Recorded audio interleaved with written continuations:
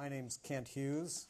I run a program here at the Center on America and the Global Economy. And I just want to tell you a bit about the Center before I introduce our two distinguished guests. As you may know, that Woodrow Wilson was the only president to have had a PhD. That in his era, he was really quite a prominent political scientist, went on to be president of Princeton University before being lured into politics. When Congress wanted to honor him, they decided against another marble statue, against another memorial on the Mall, and instead created this living memorial, where they asked us, gave us the assignment of bringing together the best thinking together with the people who were actually making and influencing policy. We do that in part over the course of a year by having 150 people come to do research here for all or part of a year. Some are academics. Some are academics from around the world. Some are people who've really been engaged in politics. For instance, Ralph Regula, former congressman from Ohio, was here for 6 months doing a project on education. We've had a number of prominent people from the press, and it's a very, I must say, exciting mix. We also have a set of programs here that really cover the world, the Americas, Africa, Asia, Europe, and then some cross-cutting programs like my own that try to, in a sense, create a matrix where what's happening in the financial crisis in Australia, which did well, and in Europe, which may be a bit more troubled than we wish it were. Well, now it's really my great pleasure to introduce two senators who have really taken the lead in celebrating and actually introducing, co-authoring an important piece of legislation that is moving entrepreneurship forward in the United States. Let me introduce Senator Moran first. I'm falling back on alphabetical order just to be very safe. Senator, you have their biographies, so I'm going to be fairly brief. Senator Moran really has some early roots in the business community. I think you started as a small-town banker. I went on to 7 terms in the House of Representatives and then was elected to the Senate in 2010. He's got a very broad set of responsibilities both in the House and in the Senate, and he has pulled those all together. And I wanted to point out not only appropriations, which of course everyone pays attention to that, but also small business, which fits nicely with the entrepreneurship focus. Like Senator Moran, Senator Warner has a very strong business background, was a co-founder of the company that eventually became Nextel, I believe, and then was a very successful governor in Virginia, and went on to be elected to the Senate in 2008. So in a way, we have two senators in their first term who are really taking the lead. Two young senators. Two young, yes. Well, I mean, barely out of their infancy. It shows the advantage of youthful vigor in coming to the Senate. Or how old the people in the Senate are. I also wanted to give a special thanks to the Kauffman Foundation, which has made today's event, really contributed seriously, both to some of the thinking, I would say, behind the legislation and to help us sponsor today's event. I also just wanted to say it was pleasing to see Senator Warner, who's on the Joint Economic Committee, where I toiled for many years myself, and I was almost as young as the senators here. Well, I'd like each senator to open with sort of their perspective on the legislation. And Senator Moran, why don't we start with you, and then we'll go to Senator Warner, and I might have a question or two, and then we'll open it up for the audience. Well, Ken, thank you very much, and thank you to the Kauffman Foundation, and particularly the Woodrow Wilson Center for hosting us this morning.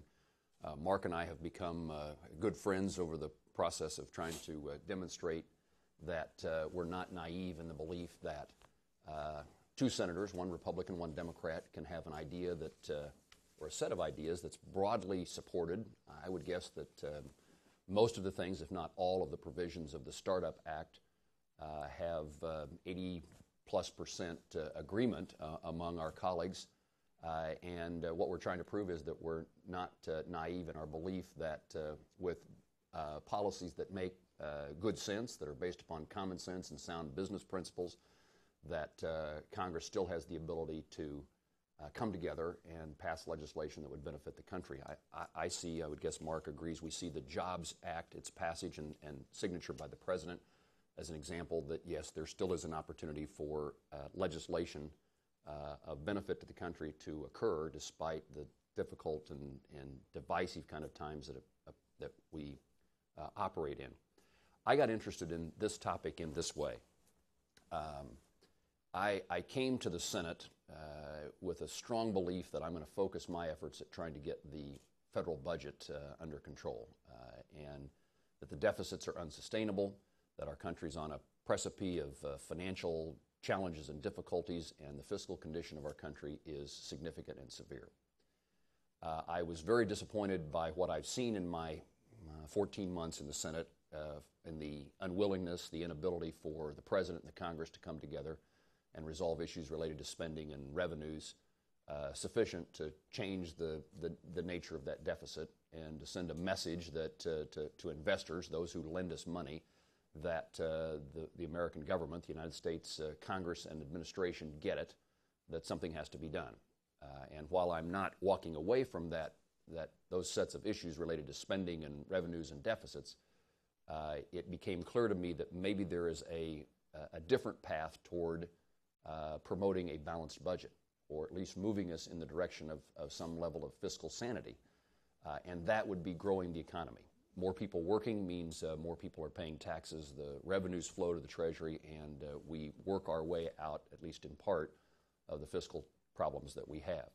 About that time, as I'm reaching that conclusion about trying to find a method for promoting growth in the economy, the Kauffman Foundation report analysis ends up on my desk, and as a Kansan who's grown up watching the Royals play baseball in Kansas City, and a team that was owned by Ewing Kauffman, the word Kauffman has magic to us, and we know him as an entrepreneur who started a business in his garage and became a very successful and important manufacturer of pharmaceuticals. The Kauffman Foundation report lands on my desk, and we start analyzing it and discover that there's a whole series of policy recommendations that make a lot of sense and that would serve a purpose in growing the economy, creating an environment in which entrepreneurship is rewarded, not discouraged. And so we had drafted the bill that we titled Startup, and recognizing the nature of the Senate and looking for allies throughout my time in Congress to establish relationships with other senators, we started trying to figure out who would be a great partner in promoting entrepreneurship and innovation and growing the economy in that manner. And Mark Warner clearly became our first choice, and fortunately was our only choice because he agreed to come on board after a serious discussion. I mean, we had a long series of conversations about our goals and what we wanted to accomplish, and reached an agreement as to what we thought the provisions of an initial Startup Act should be. And we're happy to outline what those provisions are. And we're in the process now of, and we hope, Mark and I agreed that we're going to introduce Startup 2 this week, which is an effort on our part to bring in Senator Marco Rubio and Senator Chris Coons, who introduced the AGREE Act, which was based upon a series of legislative initiatives that had broad support in the Senate and the House related to this, the topic of, particularly of capital formation and regulatory reform. And so the four of us now are out attempting to accomplish that. Four senators are not naive in their belief that four of us can come together with common sense ideas that are broadly supported and get a Congress to act and a president to sign. One of the things that has occurred in our process is that Steve Case, with the President's Council on Competitiveness, has become fully engaged in our legislative endeavors and brings in the perspective of the administration and speaks with credibility. Mark certainly adds Kent gave a great introduction of Mark Warner, who in my view is highly regarded. I admired him for his work on the Gang of Six, has a bipartisan flavor to his nature, but has an entrepreneurial background that lends great credibility when he speaks on the topic that I believe in, but he's experienced. And so, and Steve Case adds that additional administration support and credibility as well. And so it's become an effort of Steve Case calling and encouraging Mark and I almost on a weekly basis to continue to pursue what it is that we've set out to accomplish. Of all the provisions, and the provisions of the Startup Act relate to a regulatory environment, a tax code to encourage growth and capital formation, to encourage university research that can be commercialized, to encourage competition between states for developing an environment in which entrepreneurs are rewarded and encouraged. The final and the most important in my view is and I believe this is, regardless of the passage of the Startup Act, one of the most important things that Congress can do with the signature of the President is to create a circumstance in which we can win the global battle for talent. And so in my view, and in fact I raise this because it's often the provision that those who've been here a lot longer than me and Mark will say, well, if you take that immigration provision out or those visas out of this bill, you have a much better chance of having this legislation pass.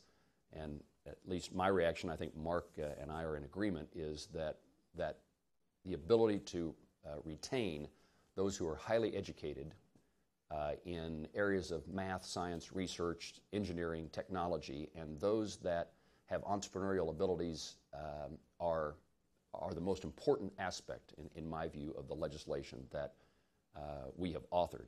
And so no strong interest, no interest at all, in fact, of bending to what some will say is a political reality, is that we can't deal with this area of immigration policy without dealing with this area of the broad sense of immigration policy. So I very much appreciate the chance to have this conversation, anxious to hear your questions and suggestions and perhaps complaints about the direction that we're going. But always a pleasure to be here, to be in the presence with Mark Warner, and I look forward to us having success in trying to grow the economy and put people to work. That's the added benefit of, it's certainly not all about paying down the deficit.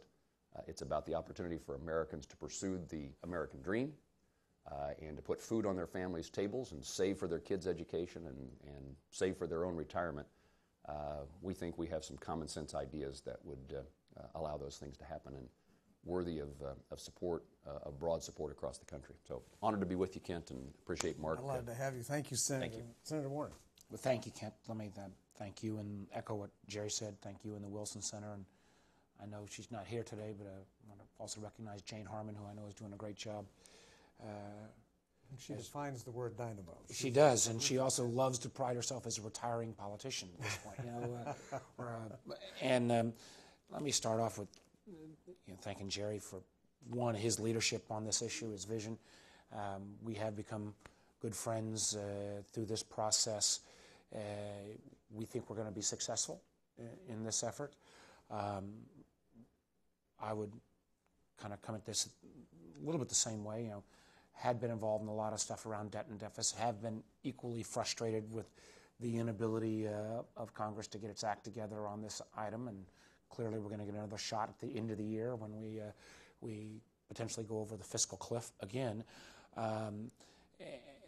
But no matter what we do on tax policy, no matter what we do on cutting spending policy, you got to have the third leg of the stool, which is growing the economy. And Jerry's been a great partner on this. I think some of the stuff that was, I think, so helpful from the Kauffman Foundation research, and Jerry's kind enough to say that I have a background as an entrepreneur. What Kent didn't mention, I did co-found the company that became Nextel. He didn't mention my first two business ventures failed miserably, and I was flat broke and living out of my car for a while as I started as an entrepreneur. So, but one of the things that came out of the Kauffman study that kind of confirmed what I kind of felt as a gut, but put numbers behind it, which is that 80% of all the new jobs created in the last 20 years have not come from Fortune 500 companies, and they've not actually even come from classic small businesses. We as politicians always like to celebrate small business, which is great, but traditional small businesses, the hardware store, the barber shop, that's not where the jobs are being created. The jobs are being created from startup businesses.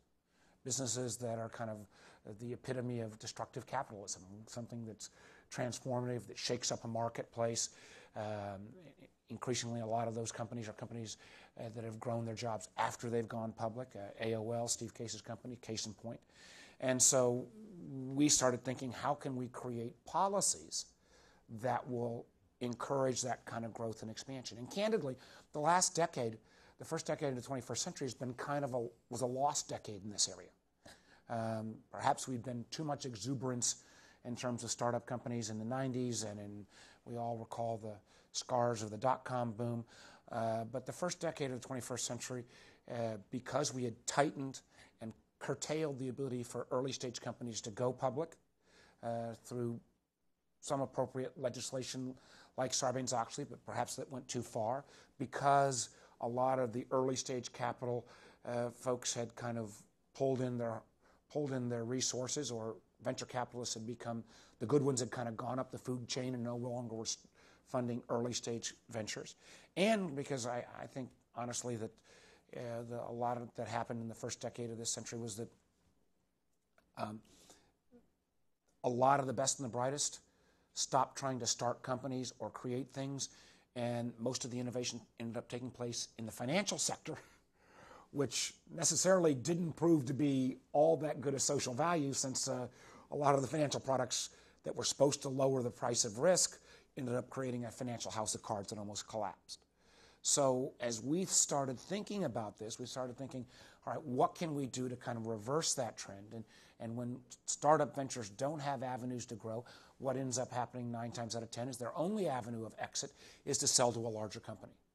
And that time and again is also proven to be kind of the death knell of good ideas. If a company doesn't have an ability to continue to grow or access the capital markets, sell to a larger company, and oftentimes that disruptive idea may end up getting subsumed in the larger company.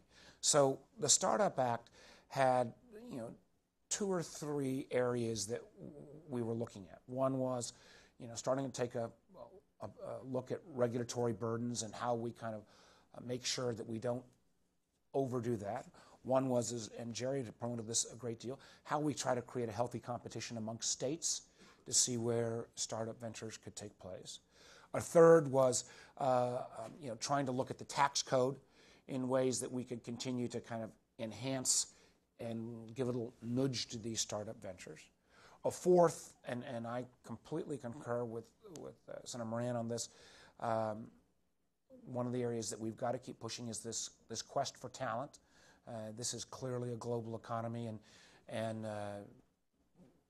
perhaps in the past America had the luxury of being so far ahead of everyone else that if we messed up for a little while, it didn't really hurt our competitive advantage vis-a-vis the rest of the world. We don't have that advantage anymore. And for a long time, particularly through the latter half of the 20th century, one of the reasons we were so successful was because we did attract and keep the world's best talent. And then post 9/11, as we became, and the immigration issues became more challenging, we've had a policy literally where we would educate the best and brightest of the world and then push them out of the country, which makes absolutely no sense. I'm not sure who had the first sight of the analogy, but it would be similar to saying we're going to take, China and Iran's senior military and train them at West Point and expose them to all of our best ideas and then send them home. That would be viewed as absurd national security policy. But we do the equivalent when we train the best and brightest at Kansas State and Virginia Tech in advanced engineering and science and then send them home as opposed to give them the opportunities to stay here. And the last item that the Startup Act had was the capital formation areas. And again, Jerry mentioned this. We didn't think that neither one of us as new guys got the memo that we're supposed to take presidential election years off. Lord knows I don't think the rest of the world is.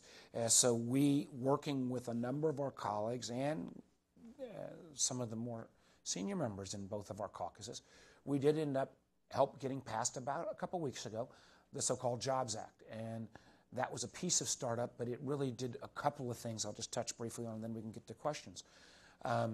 One was, it said, how do we make it easier for companies to go through the appropriate registration and disclosure process to access the capital markets. So the Jobs Act had some changes on Sarbanes-Oxley. It had some changes on the number of shareholders you can have before you have to go through registration. It kind of reflected a modernization of some of the securities laws that, for this at least sector in terms of startups, hadn't been changed in some time, and in some cases in terms of Sarbanes-Oxley, appropriate restriction put in place, but had gotten so onerous that companies did not choose the going public path because it would usually add a $3 to $5 million cost that the companies didn't have. So we tried to mitigate some of that. It did that. The other thing that the Jobs Act did, and this is kind of a brand new area, and we may not have gotten it totally right, but I think it's worthy of the risk, and that is to say, can entrepreneurs access the capital markets using the internet as a way to raise capital, all the so-called crowdfunding? And again, Jerry Moran was he saw this issue, frankly, before I did, and really got on top of it. But I think it's a really exciting area with appropriate restrictions, so that you make sure that you don't create the boiler room operations of the 90s where investors were preyed upon by unscrupulous telephone solicitors. Can you use the internet in a way to raise small amounts of capital with that kind of early startup idea? I think there were some I know on my side who said, well, this is going to be totally abusive. I thought it reflected a lack of understanding of how the internet works. I'm sure there were the same concerns around eBay when it first started, this notion that we were going to trade items with some level of trust. I think the internet will find, we have to put appropriate rules, but I think the internet will find some ways to kind of help self-police so that bad actors will very quickly be exposed. But this could be a very powerful tool to open up and, in effect, democratize the ability to raise funds, again, for early-stage companies. So we took care of some of the capital raising ideas in the Jobs Act. We've got to, again, get back to the talent regulatory and some of the tax provisions that Startup Act 2, I guess we'll call it, will take on. But this is an area where there is a lot of common ground. This is an area that we can do that third leg of the stool in terms of growing the economy. And Jerry Moran is a great partner, and we're going to continue to believe that you don't take presidential election years off and keep plugging at it. So with that, Kent, back to you, and be happy to take questions, comments, and suggestions. Thank you, Senator. Senator mentioned that he was flat broke before being an extraordinarily successful entrepreneur. I'm living proof you can be flat broke without being a successful entrepreneur. Well, thank you both. This is both really both stimulating set of presentations. And I just wanted to exercise the prerogative of the chair with one quick question, and going back to that competition for talent. One idea that jumped into my mind was something I heard a few years ago, that a French laboratory had changed its official language to English so they could compete for Chinese and Indian talent. I mean, that's a sign of how serious it has gotten. And your ideas made me go back to, I think, some of the proposals that Andy Grove and Craig Barrett have made. When you get that PhD in engineering, you have a green card stapled to it. What are the prospects of moving, as you put it, Senator Moran, on this piece without moving on that piece?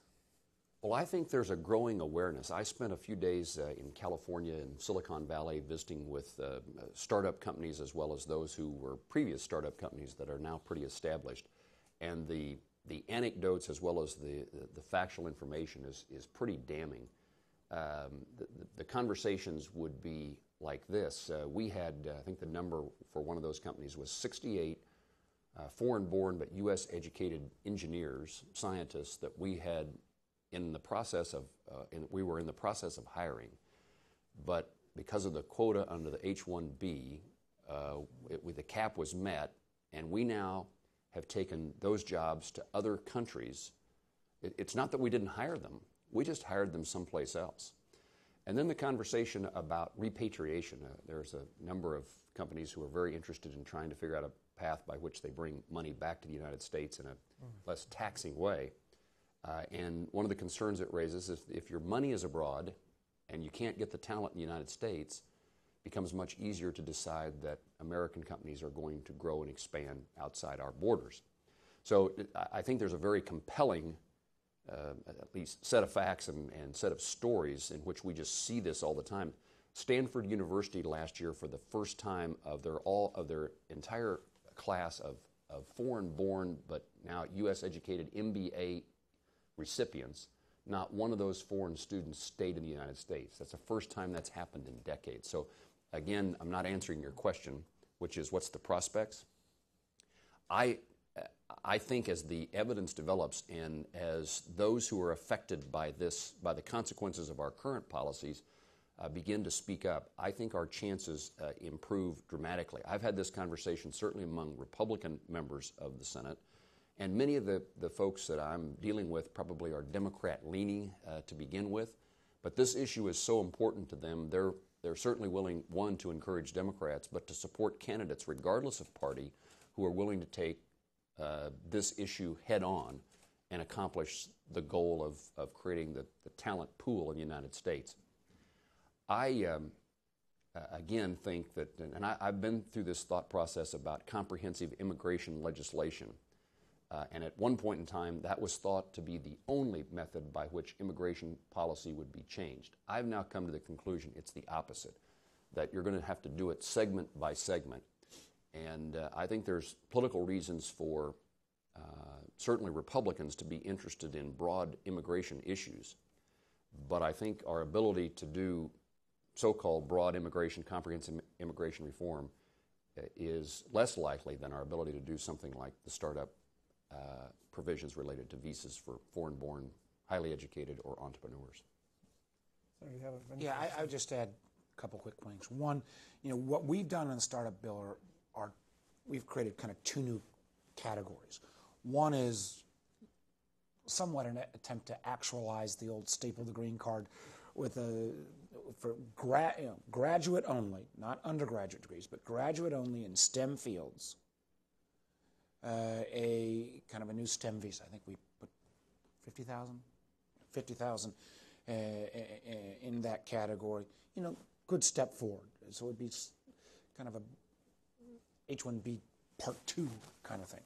The second would be an entrepreneur visa that said for those folks, generally speaking, H-1B recipients already, if they had chosen now at some point as their visas expire that they want to go ahead and become an entrepreneur and they show they can raise $100,000 in capital and hire at least 2 non-family related member American citizens, that they would have a path then to continue and build that company, not only have the intellectual capital, but build that company here in the United States. Both, I think, again, common sense. I think about our area in Northern Virginia, which I like to point out, particularly to my friends in California. Actually, in terms of tech companies, we rival in terms of sheer numbers Silicon Valley. But if you look at the tech community in Northern Virginia, about a third of all of those tech companies in Northern Virginia were started, or senior executives were foreign-born, first-generation Americans. And if we didn't have that kind of talent here, we wouldn't have been able to have the enormous economic explosion of growth. On the political issue, it is going to be hard, but I think, I remain a bit optimistic. There are many on my side, and I would love to see comprehensive immigration reform. I would love to see, I think a DREAM Act makes total sense as a first step. But the notion that we're going to kind of potentially be in limbo again for another decade plus before you get there, what that will do to our economy, I don't think we can afford to pass up those opportunities. I also think, I saw the other day, and this more comes from the right, some pretty frustrating TV ad of those who don't want to have any immigration at all. I saw the TV ad, I don't know what group it was, but, some poor woman who seemed like her job had just been taken by, in the implication, some illegal, undocumented person, and kind of played on the worst xenophobic fears. Not only do I find that kind of almost down-out anti-American, that kind of virulent anti-immigrant mindset, but we do have to make the case that at least in this area, particularly in the graduate engineering programs across our country, it would be great if there were more native-born Americans. But those slots are not being filled. These are not jobs that there could be, but for our effort, are going to be filled by, native-born Americans. They, as Jerry said, the talent not here is going to be filled by folks maybe trained here, but those jobs are then going to go abroad. So we do have to kind of counter both concerns on the left and the right on that. I think this makes good common sense, and we're going to keep plugging, but we're going to need broad bipartisan support from the community at large, and particularly the business community, to do more than just kind of talk the talk on this, but really weigh in. Can I make please. A couple of observations? I got involved in the SOPA-PIPA issues, and we saw with Senator Wyden, we saw what the folks who utilize the internet to communicate with elected officials can accomplish. And part of my effort in going to California was to try to convince that community that this is an issue in which, because they care so much about it, if they would engage the way they did on SOPA and PIPA. In other words, can you prove to us that you can be not just against something, but can you be for something and force politicians, elected officials to move in your direction? You've demonstrated you have a great ability. Can you use it for something that ought to matter to you greatly, the same way that you used it in regard to SOPA and PIPA? And so when is it possible? In my view, absolutely, yes, it's possible for this kind of legislation in startup to pass, including the immigration provisions. But our ability to do that requires, as Mark was indicating, we need to engage those who care about this to put pressure on all elected officials to accomplish it. The other thing I wanted to point out is, and Mark reminded me that he said that I said that the jobs are going abroad. That's absolutely the case, and Canada was an example, and we saw where Canada changed their policies in regard to STEM visas just a few weeks ago. But that's what the companies were telling us, is that some of those jobs were going to Dublin and some of them to Canada. We often think about that being a loss of U.S. jobs, which it is. But the other part that sometimes gets forgotten is if you take your best talent, the brightest engineers and scientists and academic research folks, and put them outside the United States, not only are that jobs that we don't have in our country, that's a whole set of people who are the basis for the next startup set of companies are now outside the United States. So it's a loss on the one we often think about is we've lost jobs in the U.S., but it's compounded by the fact we then have lost those people who are going to decide they no longer want to work for one of those companies, U.S. companies that have a facility in Canada.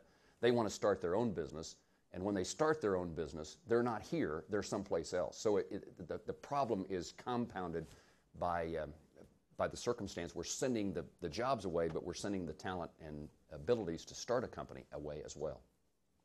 Well, thank you both. I think you've given us a lot to think about and a really successful example of how bipartisanship can work on common sense issues that will help grow the economy. What you're seeing with Mark and I is what is really there. There's no facade here this morning. We actually tolerate each other fine. And in Wilson Center fashion, of course, we're right here in the middle. Why don't we open it up for questions? Senators have graciously agreed to stay for a few questions. Mitzi, let me start with you, and then Mr. Intangibles, and the lady in the front, and then Tony in the back. If you could please introduce yourself and your affiliation as well. I'm Mitzi Worth. I'm with the Naval Postgraduate School. I find myself trying to figure out what the columns look like, what you're talking about. This is what it looks like today, and this is what we're proposing. These are the changes that need to be made in the tax law. You have a lot of pieces here, and for those of us that haven't been able to dig down into the detail, it would be very helpful if you could find an easy way to communicate these complex stories to a much broader audience so you could get us excited because we know what you're talking about. I find this time after time, people who are dealing with it, and they know. The other point I would make is I think it's important to educate the public about the consequences. If you make this choice, these are the consequences. Or if you don't make this choice, these are the consequences. But every choice that you make or don't make has consequences. And we don't educate people to ask, and then what? So that might be a helpful thing to do. Thank you. Let me just briefly, I think, if you look at Jobs Act as kind of capital formation, if you look up Startup 2, we've got a lot of different pieces. I agree with Jerry. I think the talent piece is the most important, probably the most controversial. Although for those academics in the room, we do something that and Jerry and I keep talking about this on the university research piece to stir the pot a little bit. But I think you're right, Mitzi. I think we got to convey this talent piece almost in the sense that to kind of get over some of the fears around touching the immigration third rail, but also the fact that we're not talking about something that's that dramatic or radical. We're almost talking about going back to the policies that we had on this issue in the 80s and the 90s, when we had a more flexible immigration policy that allowed kind of the best and brightest in the world. When we had the Andy Groves of the world that started Intel, that came here as an immigrant. I think you challenge us the right way to figure out how to make that choice clearer, that this is not opening the floodgates. It's actually going back to how we built the economy at the latter half of the 20th century that was the envy of the rest of the world. I'm talking about how you tell the story so that the receivers get it. And Mike Mullen came for dinner about 6 years ago, and I've been asked to rethink education policy for the Defense Department, and had put together a brief and I pulled out the key pieces in this set of recommendations I made. And as Mike was leaving, I'd known him since he was my guide at the Naval Academy when I was the deputy undersecretary. He was a lieutenant at the time, so I've known him for a long time. And he looked at me and said, "Mitzi, if it takes more than 5 minutes, I'll never get to it." And I think when I talk about telling your narrative, you have to understand the time constraints that we all feel. I mean, I carry around books with me, so 5 minutes here and 5 minutes there. I never get a time to sit down, and none of us have any time. So it's much harder to make it clear, concise, and compelling. But you've got staff, and you could get them to do it. She has little faith in us, Mark. I know that. Well, I thought we're looking at those two. If you don't fix that by the end of the day, you're fired. I thought actually I heard some compelling stories that Senator Moran's picture of the individual moving to Canada and not only losing that talent immediately, but that talent that feeds startups in the future. And also even just to make when that researcher or entrepreneur goes, they also take all the support positions too. And so it compounds. This is a complex story the Post is learning how to do these complex pictures and show what all these relationships are. See, let me just say, thanks to the Kauffman Foundation and the support of the Woodrow Wilson Center, we're at the end of a 3-part series where we're looking at entrepreneurship, including the Startup Act. We're going to try to tell that story in a report that will convey both a sense of clarity and, I hope, urgency. Kent, you're a great host. You've now taken on the responsibilities that Mitzi was trying to give us. Thank you. Ken. At the risk of complicating the story, Ken Jarba with Athena Alliance.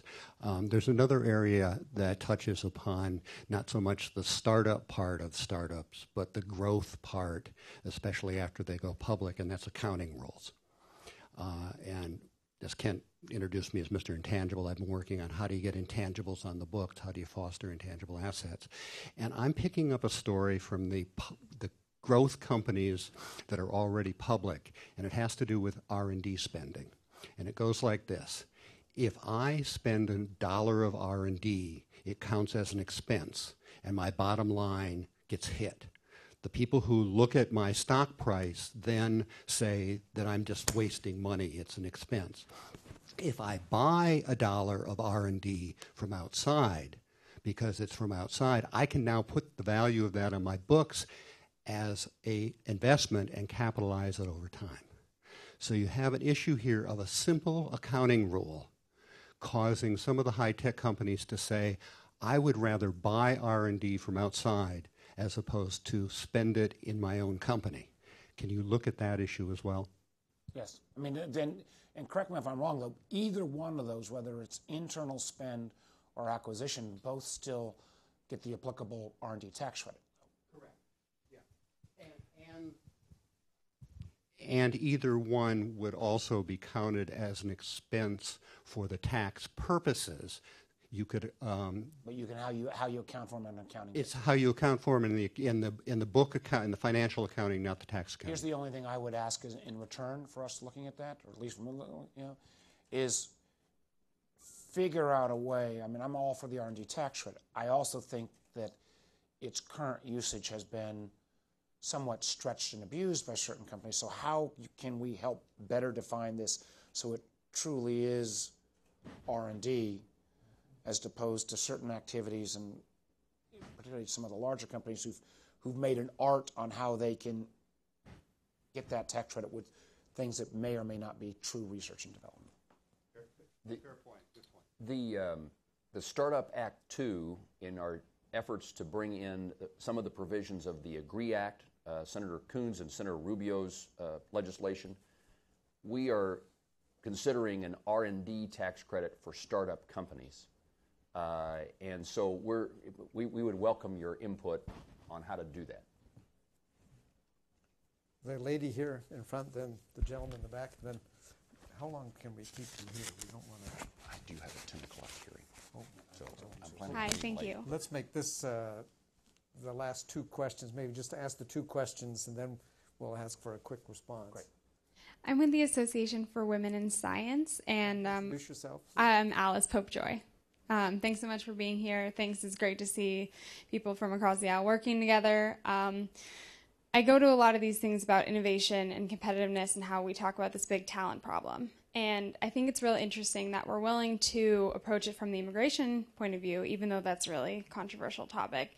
But no one seems to want to discuss the attrition of women from the STEM pipeline. So everywhere in the United States, you have American women getting educated, getting graduate degrees in STEM fields, and then they drop out because there aren't policies that allow them to raise a family while they have a STEM career, for example, or there's competition, or there's a what we call a chilly climate, sort of a dated term, but basically it means that the male-dominated fields of STEM aren't welcoming for women. They don't get advanced, they don't get promoted, they don't get tenure. These are really big issues that we could solve tomorrow, get so many more Americans back in the STEM workforce if we just address these issues.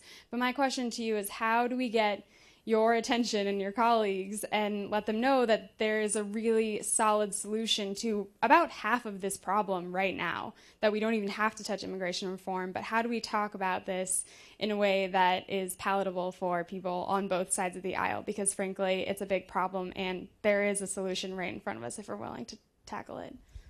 And then it takes Tony's question, we'll make that actually the last question for the senator. I think the answer to the question of Alice was, how does she get our attention? I think she's doing it.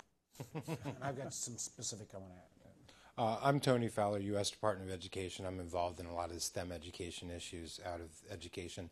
My question to you is, I'm assuming that there's a similar conversation going on the House side, and is it similar? Are there going to be differences between the two houses that are insurmountable in terms of coming up with a final legislative package?